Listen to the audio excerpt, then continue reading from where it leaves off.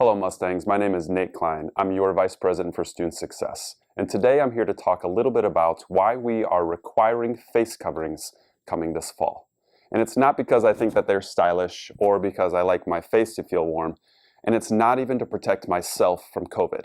It's to protect you, our students, employees, and our beloved Sisters of Mercy. Now it's based on the CDC recommendation that wearing face coverings protects other people from contracting the COVID-19 virus.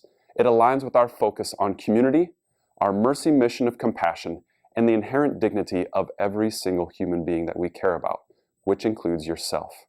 Face coverings will be optional in your own private work or living space, which we have been doing this summer with our employees and several students that are still on campus.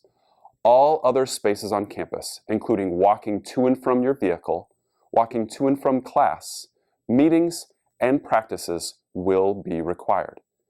There will be minimal exceptions based on the feedback from healthcare professionals, which will begin on July 1st. These include while you are seated and eating, because it is difficult to consume food with a face covering on.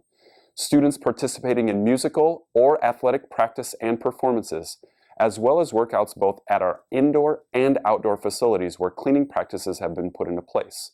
For instance, if you're working out at the Renderneck Athletic Center and you are the one physically working out, you will not be required to wear a face covering. But if you are a coach or a support staff or someone there maybe spotting or helping someone work out, you will still be required to wear a mask, whether you're helping out at the rack or maybe you're on the sideline waiting to get into the game as well. You will have that requirement. We will be providing you with a COVID Comeback Campus kit this fall for every single employee and student, which will include 2 reusable masks, one of which you will get the chance to vote on, and it will be a Mount Mercy branded mask similar to this one in our blue and gold. So take the opportunity to vote in your favorite style that you will get this fall. The other one is very similar to this one that I'm wearing right here. And it's from a local group of African refugee women that we are supporting local to be able to provide you with the protection that you need to stay safe and well here on campus. One thing that we know is that our Mustangs always come together as a community. So we will also be providing disposable masks for those of you that may forget your reusable mask. And we're asking people to have grace and compassion when you see someone that doesn't have a mask on, to ask them the question if they've forgotten their mask and remind them of the requirements and where they might be able to get one. And you will be able to get these in any building on campus. So please make sure that you know where those are as well. A face covering must shield both your nose and your mouth. As you can imagine, if you don't cover one of them, it's not effective. So make sure that you have both of them covered as well.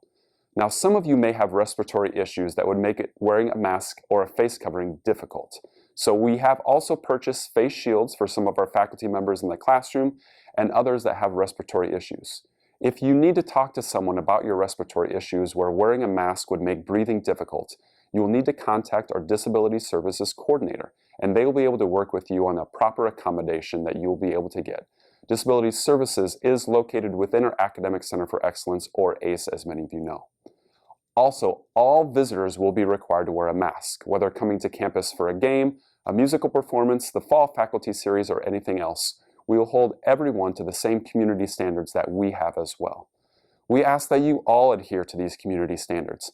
Don't be that person that I have to have a conversation with. Be sure to not only protect yourself, but maybe more importantly, protect the community around you.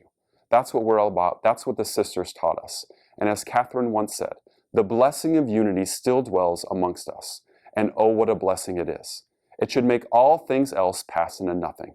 This is the spirit of the order indeed, the true spirit of mercy flowing on in us. Thank you very much for understanding our why. Thank you for making sure to protect and make our community safe and well. And go Mustangs.